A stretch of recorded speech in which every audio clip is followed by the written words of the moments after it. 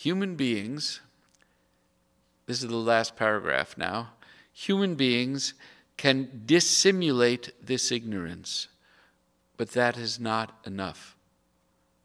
What does it mean, dissimulate? It's a word we don't use much. We have social conventions in this order that look like those things but are counterfeits. Yes, we cover the truth with the false.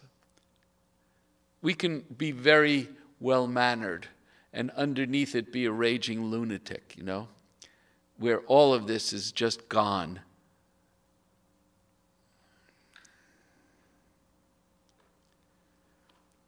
Often outward manner may become a mask over something ugly hidden behind.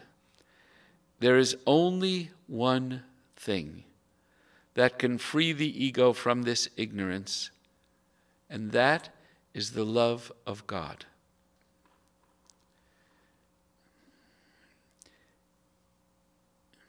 There are so many people today who are so afraid of that phrase.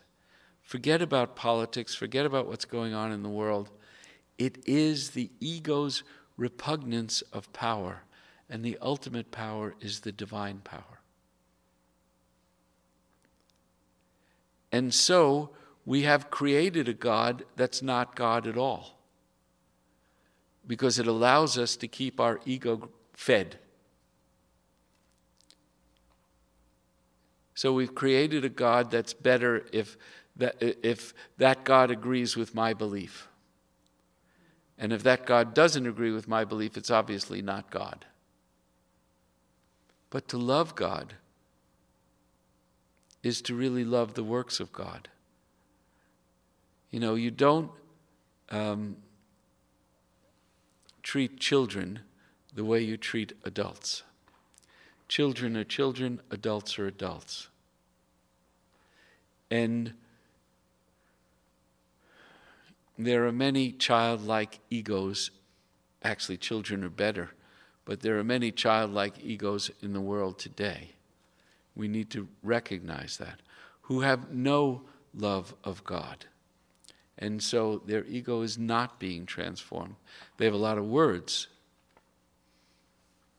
but not that love. Because if you love God, you love the creation of God. Hang on, Faisal, let me finish, and then it's only a couple of more lines.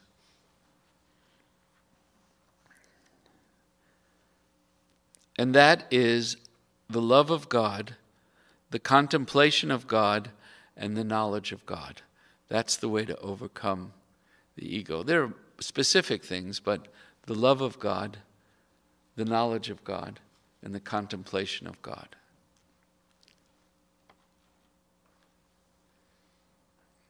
And in many instances, in a funny way, you have a better chance of doing this if you're an atheist, or at least an agnostic.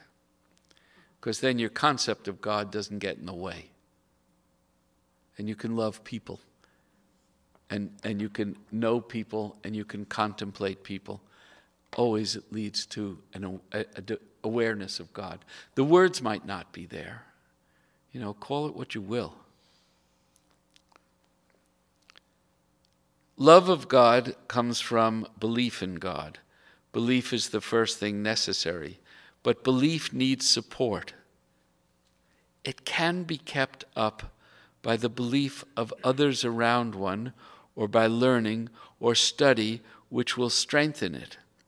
But the one to whom the love of humanity is unknown can never know the love of God. And this is the essential sentence in the whole reading. But the one to whom the love of humanity is unknown can never know the love of God. As you see the painting in their picture, the poet in their poem, the musician in the music, so in humanity you can see God.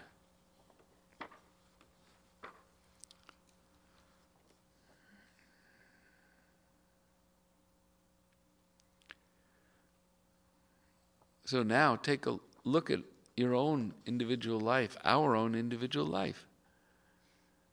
for all of the ideals we say we believe,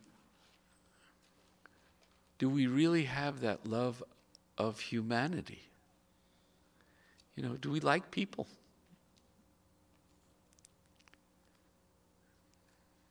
So I'm struck by, I mean, I think it's easy to sort of abstract humanity and say, yes, I love humanity, but it doesn't sound like that's what the call here is. The call is to be able to love in the particular, not just the people we pick and choose, but really being able to, I mean, and not necessarily loving a personality, but loving a person, that there's a particularity here. It's not just.